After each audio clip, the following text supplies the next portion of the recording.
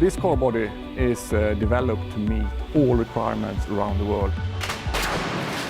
It's a worldwide car body, which means that it meets all legal requirements, all rating requirements, and all internal requirements we have for safety. To fulfill these requirements, we have divided the structure into two main parts. One is a deformable part of the structure, and then we have the safety cage, the backup structure of the car.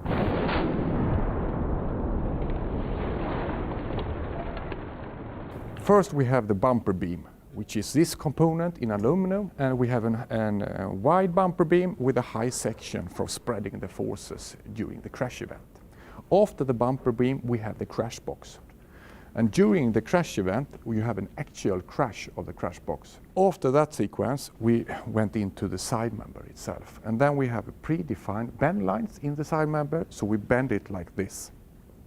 During that bending of the side member, we drop the force and we drop the pulse and the deceleration for the occupants, which is so important to secure that we have not too high forces from the restraint system to the occupants. In parallel with this system, we have the upper side member you can see here. And that member will bend inboard during the crash event.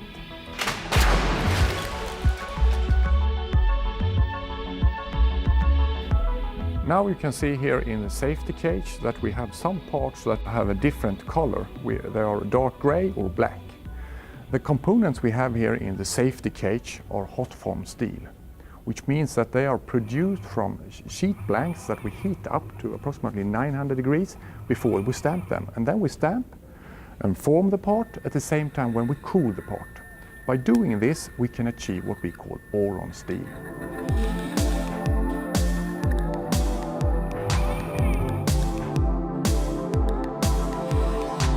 And we have no competitors around the world that have more boron steel or hot form steel than we have. And we have in this generation of the XC90, we have one component in boron steel, 2.5 meters from this point all the way to this point, to secure that we have no weak point during the way in the A-pillar and the cantrail. And this is very important for rollover impact and also for side impact, when we have a lot of forces from the B-pillar and a lot of forces from the roof.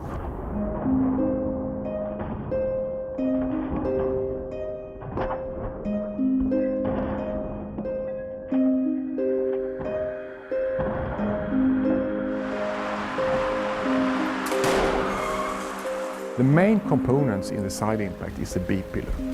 And the main challenge compared to the frontal crash is that we don't have so much deformation distance. The occupants are close to the B-pillar and very close to the other car in an impact situation. So that means that we need to have an extremely strong B-pillar. We have different thicknesses for each position in the B-pillar, which means that we can have a pendulum type of behavior of the B-pillar during the side impact. The high forces from the B-pillars are then spread into the roof structure and the cantrail and down to the sill structure. Then the forces from the side structure are spread to the other side with the seat cross members we have here and the roof cross members that we have.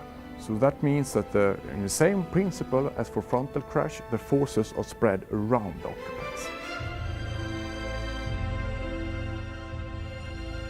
Here we have the rear structure of the car, which is so important for rear crash performance. And the main challenges for this XC90 is to secure that we have equal safety level for the third row occupants. We have occupants in this position of the car. The basic principle is similar to frontal crash, which means that we have an aluminum bumper beam, wide aluminum bumper beam with high section for spreading the forces. And here we have the crash box, similar concept that we have in the front with actual crash in the crash box during the impact.